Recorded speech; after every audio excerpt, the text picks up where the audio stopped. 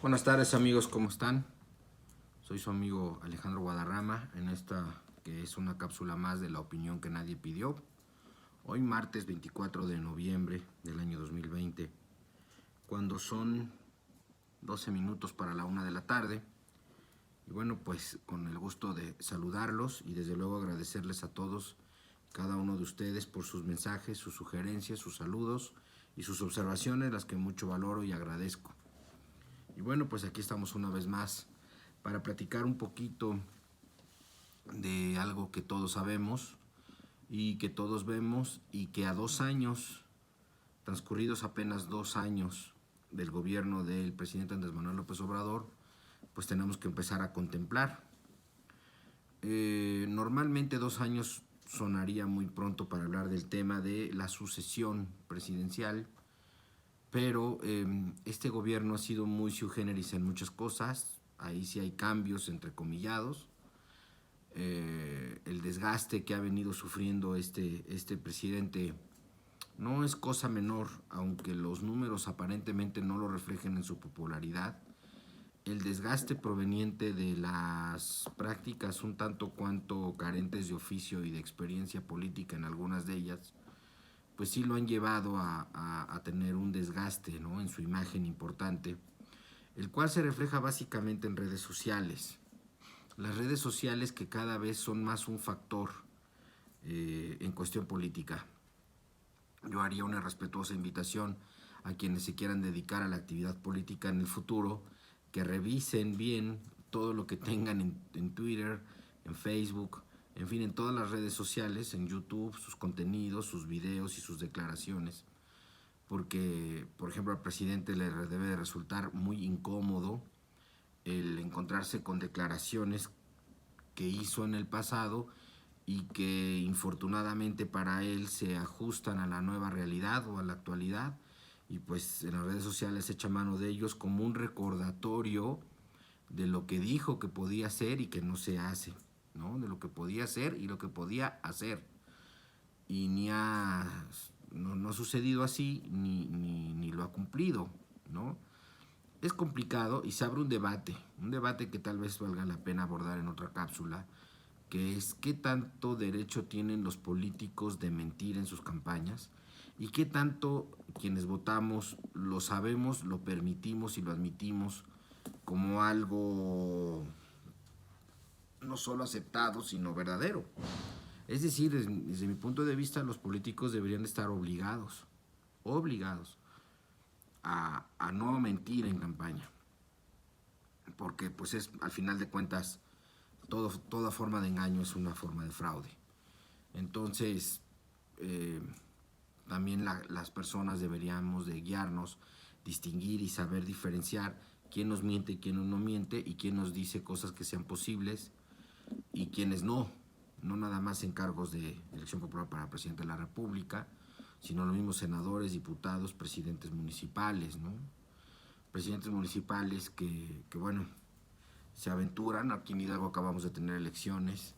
Fue muy curioso ver para mí a un candidato que hablaba de equidad de género y de derechos humanos, cosas que desde el ayuntamiento, pues sí, tal vez en cuanto a sus personas, a sus empleados, pues las pudieran más o menos buscar, ¿no? Pero bueno, los derechos humanos sí, tal vez a través de la policía sería lo ideal, pero más allá de su jurisdicción muy estrecha en el ayuntamiento, pues poco se puede hacer. Y sin embargo, pues hablaba, ¿no?, de muchas cuestiones que en realidad estaban lejos de su alcance. Bueno, ese candidato no ganó, creo que la gente lo supo distinguir, pero bueno, estuvo cerquita. En fin, y como él todos, todos. Pero bueno, ese tema ya pasó, y lo que tenemos hoy, pues sí es un poquito de sucesión a la mexicana.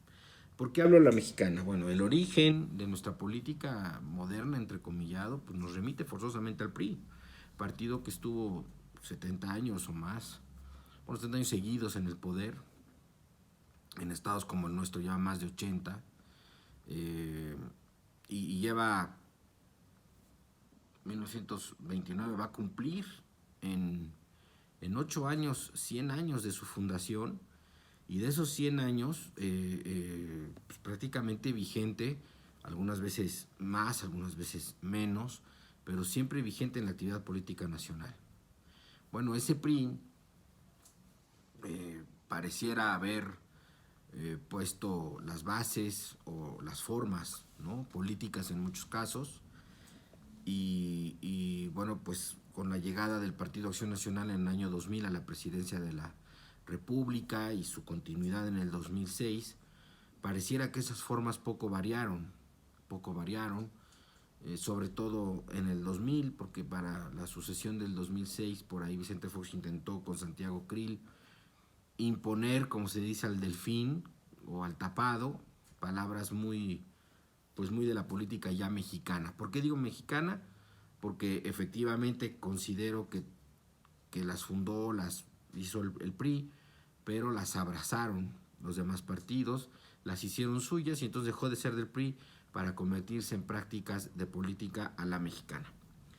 Y bueno, pues irremediablemente tenemos que hablar de tapados, tenemos que hablar de quienes usan la pasarela y términos que se ocupan en la política, en el argot político mexicano, que nos va, que les va permitiendo a actores políticos irse ubicando en cierta palestra, en cierto muestreo, ¿no?, para quedar dentro de quienes tuvieran posibilidades de obtener, pues, el dedo mágico, el dedo del presidente para hacerlos sus sucesores.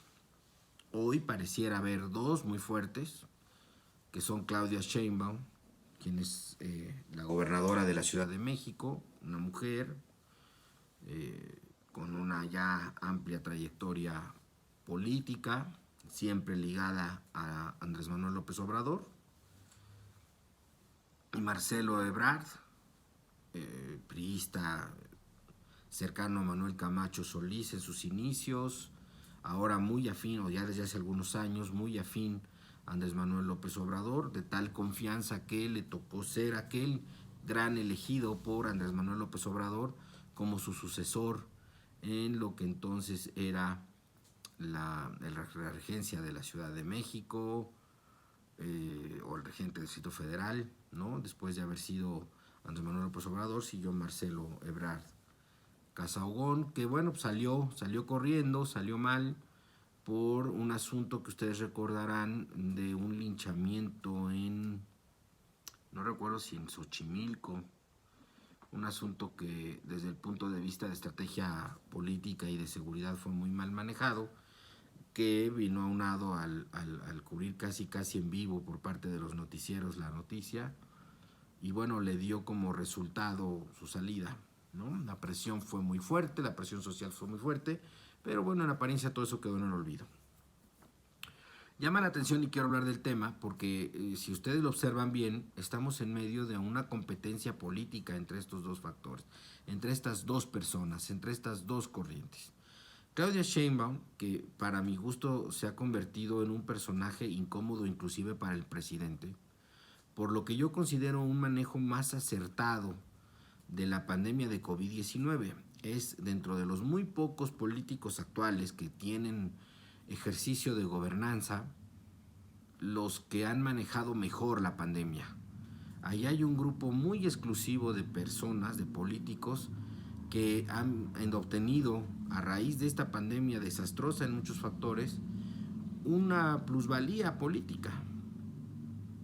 En mi estado, el gobernador de mi estado, creo que también se incluye en ese selecto grupo de gobernadores que han hecho de esta pandemia un activo político favorable. Claudia Sheinbaum, inclusive ya tomando decisiones contrarias, muy incómodas para el presidente, para el subsecretario de Salud, Hugo López-Gatell, como han sido la adquisición de pruebas rápidas. Hoy ha adquirido una nueva prueba todavía más rápida, la implementación del código QR por ciudadanos, que está dando un resultado impresionante en la Ciudad de México. Tan solo el día de ayer, 19 de noviembre, le notificaron a 5,000 personas que estuvieron en contacto con alguna persona con COVID. Eso puede ser favorable para manejar la pandemia tomando en consideración la autorregulación. Tal vez resulte imposible saber, o era imposible siquiera pensar en saber si habíamos estado en contacto con una persona con COVID. Bueno, pues en la Ciudad de México, a través de los celulares y de una aplicación en la cual te dan un código QR, en el cual te están valorando, y si tú das positivo de COVID, en el código QR te lo van a notificar, se va a saber, y a todas las personas que hayan estado en contacto contigo van a avisarle también a través de esta aplicación, de este celular. Novedoso, vamos a ver qué tal funciona, pero bueno, se ve que hay la intencionalidad de que con manos de la tecnología o de la mano de la tecnología, pues se puedan tomar medidas precautorias de mayor control a la aglomeración y al contagio de esta enfermedad. Aunado al hecho de que los semáforos en la Ciudad de México están prácticamente por colonias, quiere decir que hay un monitoreo por colonias de qué personas están contagiadas, quiénes no, cuántas son y dónde están. Eso ayuda, abona a que no haya más propagación del virus. Y aún con estas medidas tan extremas, dada la densidad y dada la irresponsabilidad también de las personas, pues los números han empezado a subir en esta temporada, lo cual era previsible, pero hay una respuesta por parte del gobierno y se nota la intención del gobierno de la Ciudad de México de hacer algo, no dejarlos a la suerte de la autorregulación o la autocomplacencia, porque entienden, como todos entendemos, que hay personas que no pueden darse el lujo de quedarse en casa todo el tiempo. Hay que trabajar, hay que salir, hay que traer el dinero a casa. Entonces, en ocasiones, aunque uno lo quiera, pues las precauciones que pudieras tomar pudieran resultar insuficientes para evitar un contagio. Bueno, mejor aún si te avisan, oye, tal persona tiene COVID, o estuviste con una persona con COVID, a cuarentena obligatoria, y hacerte el examen, que ahí está, que es gratuito y que te lo puedes hacer en tales lugares. Es un avance sin duda y un contraste al mismo tiempo con lo que en materia federal se está haciendo. Si en la Ciudad de México se empieza a registrar un resultado positivo, le va a meter mucha presión no al subsecretario López-Gatell únicamente, porque sería demostrarle que sí se pueden hacer cosas y que se puede prevenir de alguna manera que el virus se propague, sino al mismo presidente López Obrador, que con números le podría resultar hasta incómodo que Claudia Sheinbaum empiece a obtener mayor respaldo social que lo está obteniendo en base a medidas acertadas que acrediten y demuestren al mismo tiempo que el presidente está equivocado en su política de manejo de la pandemia, que sin duda lo está porque el resultado así lo dice. De tal manera que Claudia Sheinbaum, queriendo obtener esa bendición, ¿no?, del presidente de la República para que se empiece a ubicar como una de las posibles sucesoras en el año 2024, tal vez se convierta en la principal enemiga o el principal personaje político incómodo para el presidente. Así que Claudia Sheinbaum, vamos a observar cómo se comporta ahora, si continúa con ese grado de responsabilidad o lo disminuye, y si la disminución se da de forma voluntaria para seguirse colocando como una posibilidad real de gobierno federal en el 2024, o alguien le habla por teléfono y le dice, oye, bájale un poquito porque estás opacando a, ¿no? Hay que observarlo, hay que ver, y por lo pronto, y en contraste, otro aspirante o suspirante a ser sucesor del actual presidente es Marcelo Ebrard, quien es secretario o canciller de la Secretaría de Relaciones Exteriores y que además es como el bombero atómico de Cantinflas, que va a todas, ¿no? Si hay problema de insuficiencia de equipo médico, Marcelo Ebrard. Si hay un problema con la matanza, la masacre que hubo de la familia de los Levarón en Durango, en Chihuahua, pues va Marcelo Ebrard. O sea, le entra lo mismo a temas de seguridad que a temas de salud. Bueno, pues ahora en materia de su tema, que se debe estar enfocado y concentrado, ha habido dos pifias terribles, dos pifias.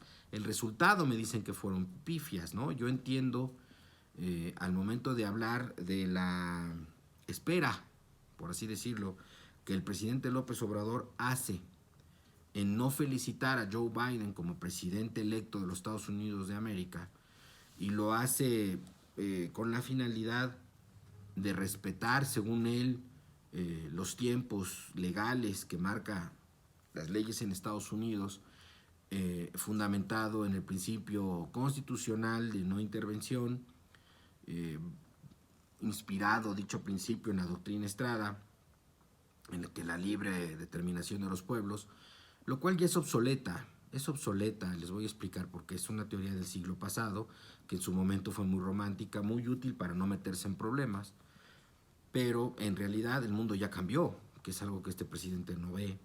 Seguimos instalados en los 70s, insisto. Y bueno, pues hoy hay globalización, hoy hay redes sociales y hoy hay noticias en tiempo real y hoy hay conocimiento de lo que pasa prácticamente todo el mundo en segundos o en minutos. Hoy hay una mayor conciencia de respeto a los derechos humanos, hoy hay una mayor dependencia económica debido a esa globalización económica que estamos viviendo, de tal manera que existe cada vez una tendencia en materia de derecho internacional y derecho en general, que es el que existan reglamentaciones cada día más universales, cada día más extensas a mayor cantidad de gente, sin importar en qué país esté. Por ejemplo, regulaciones en materia comercial, ¿no?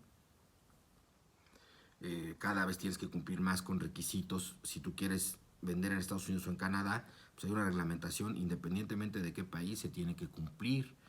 Por ejemplo, asuntos de corrupción, empresas, ¿no? Que si echan mano de la corrupción para obtener algún beneficio en México, lo cual es muy común, bueno, pues, si Estados Unidos o Canadá lo detecta, aunque el acto de corrupción se haya realizado en México, puede ser castigado en Canadá o en Estados Unidos. Esas malas prácticas comerciales también, cuestiones relacionadas con monopolios en empresas que se están combatiendo cada vez con mayor frecuencia y que se encuentran reguladas en un gran número de reglamentaciones comerciales a nivel mundial. En materia de derechos humanos no es la excepción. Los derechos humanos son una obligatoriedad de todos, una observancia mundial. Y todos los tenemos que observar y todos los tenemos que cumplir, y en cualquier momento y en cualquier lugar se pueden denunciar y obligar a las autoridades a cumplirlos, sin importar dónde estén, sin importar dónde sean. Hay tribunales específicos a nivel internacional en los cuales han conocido y conocen de violaciones de derechos humanos en cualquier país del mundo. En materia ambiental, lo mismo. Hay delitos en materia ambiental que cada vez son más regulados, observados por instancias internacionales. De tal manera que hablar de la doctrina Estrada es entrar en un romanticismo cómodo, obsoleto y superfluo para evitar tomar decisiones que te pueden ayudar o no.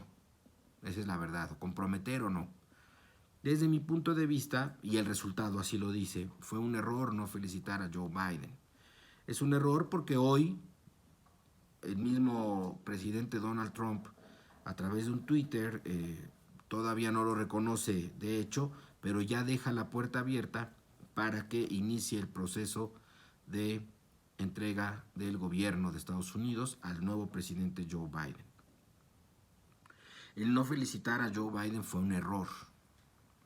Fue un error amparándose en una teoría absurda y la verdad con la finalidad de ocultar la verdadera razón, que es un compromiso, no sabemos si de amistad, no sabemos hasta qué nivel, pero evidentemente había mucha dependencia del presidente Andrés Manuel López Obrador con Donald Trump. ¿Y qué va a pasar ahora con la relación México-Estados Unidos? Bueno, pues ya di una opinión en la cápsula anterior, no creo que pase gran cosa, excepto en que Joe Biden sí verificará mucho y habrá mucho énfasis en materia ambiental, en materia de derechos humanos y en materia de democracia. Ojo ahí. Bueno, pues el canciller Marcelo Ebrard debió de haber aconsejado al presidente Andrés Manuel López Obrador y sí felicitar a Joe Biden en tiempo y en forma. Lo más pronto posible, de hecho. No dudo que ahorita ya empezará la operación cicatriz y establecerán relaciones con los demócratas y veremos qué tanto los demócratas están dispuestos a. No olvidar que sí debió de haber sido un agravio para ellos la inoportuna también visita del presidente López Obrador a Donald Trump en época electoral. Parecía un respaldo muy fuerte, un espaldarazo que le dio Andrés Manuel López Obrador a su campaña, a su candidatura. Bueno, no salió. En su momento lo dije y lo repito ahora, era un error visitar Estados Unidos en ese momento, y era un error todavía mayor el haber visitado únicamente al candidato republicano y no haber establecido alguna reunión o reuniones con los demócratas y con su candidato. Falta de oficio, se la jugaron a un candidato y no le salió. Tendrán que pagar las consecuencias, eso no les quepa la menor duda. El día de ayer, hablando del mismo tema, pero hablando de otra reunión, fue una reunión virtual, como se hacen ahora, del grupo de los 20. Las 20 economías más grandes del mundo a las que todavía México pertenece. Y cada presidente hace uso de la voz. El presidente López Obrador dice por ahí que hay que apoyar a las economías con menores rentas y que se les condone alguna deuda por parte de los países con mayores rentas. No es la propuesta, no fue abrazada por muchos países, no es mala, es buena voluntad, pero comete un error grave, otra vez aquejando falta de oficio político de él, porque evidentemente no es una persona que esté acostumbrada a ese nivel, ¿sí? Ni tiene el respaldo técnico tampoco para comparecer a ese nivel. Él se siente cómodo en la plaza pública, no estoy hablando mal de él, no se confundan. Simplemente son estilos, son formas, son idiosincrasias, y el presidente es un hombre pues, de la plaza pública, es un hombre de hablarle a las personas lo que quieren decir, sabiendo que difícilmente esas personas le van a negar algo, le van a entender a veces lo que diga. A ese nivel del grupo de los G20 pues no está tan fácil, pero comete un error, atribuible a él siempre y cuando yo pudiera saber si se lo aconsejaron y no hizo caso al consejo. Si no fue así, no es culpa de él, porque sí debe de tener un canciller que le esté aconsejando previamente a la reunión cómo decir las cosas, supervisar su discurso y no moverse ni una coma del discurso ya hecho. Supongo que el presidente López Obrador, yo no tengo el gusto de conocerlo, en la cercanía debe de ser difícil porque es un tipo que tiende a improvisar mucho, que tiende a mentir mucho, que tiende a ocultar cosas y a llevar los temas a donde él domina, la cuestión histórica, la metáfora, ¿no? Cuestiones banales, pero ya cuando se habla de datos duros, de cuestiones técnicas frente a otras personas que también las dominan o las conocen, creo que ahí sí adolece un poquito de carencias técnicas. Y no es culpa de él, seguramente muchos otros presidentes lo han sido, y hasta tal vez más.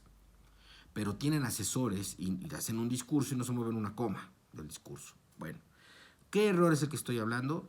En un uso del lenguaje dijo que en México no se iban a tomar medidas autoritarias como el toque de queda o como la restricción del tránsito de personas. ¿Qué es esto? Bueno, pues le está diciendo autoritario a Francia, que anunció un programa de toque de queda y de restricción de circulación de personas.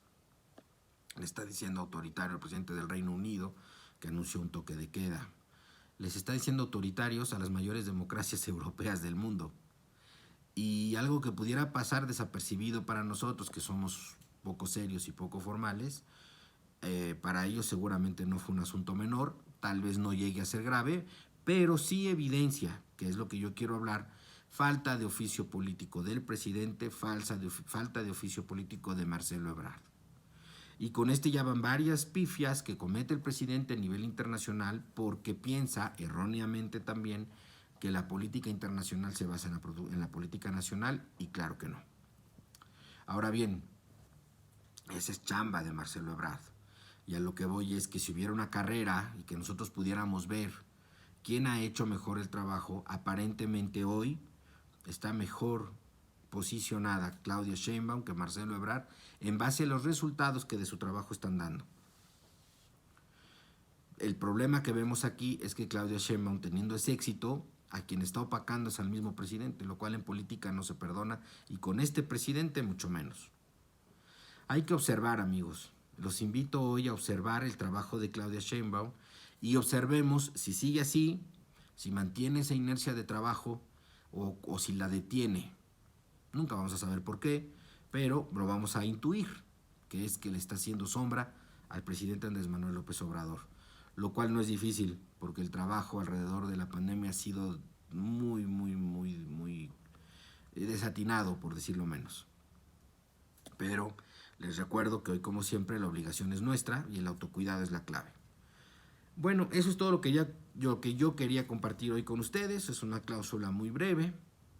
Háganme favor de enviarme de qué les gustaría hablar, de qué temas les gustaría que abordáramos y de qué les gustaría que platicáramos. Por lo pronto los dejo con esta carrera presidencial que ya inició y observando a Marcelo Ebrard y observando a Claudia Sheinbaum por parte de tal vez Morena, no lo sabemos, pero sí sabemos que López Obrador va a anunciar a su sucesor.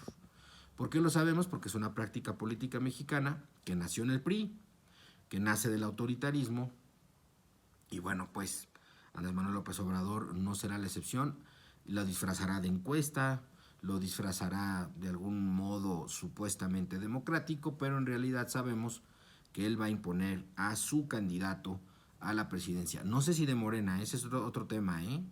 Ese es otro tema porque la presión política alrededor del presidente está muy fuerte. Insisto que el desgaste es muy acelerado, y yo intuyo, creo que para el 5º año de gobierno el presidente Andrés Manuel López Obrador va a llegar con un desgaste político muy importante, muy importante. Habrá que ver también de ahí quiénes se desligan y quiénes siguen fieles a Andrés Manuel López Obrador. Desde ahorita estoy seguro que tanto Claudia Sheinbaum como Marcelo Ebrard son de sus incondicionales y seguirán. Habrá que ver qué opina un Ricardo Monreal, por ejemplo, que es un factor político importante que forma parte de Morena y que querrá, no les quepa la menor duda, querrá sin duda llegar a ocupar el cargo de presidente de la República. Bueno, yo los dejo por lo pronto aquí, les mando saludos afectuosos y les deseo muy buenas tardes.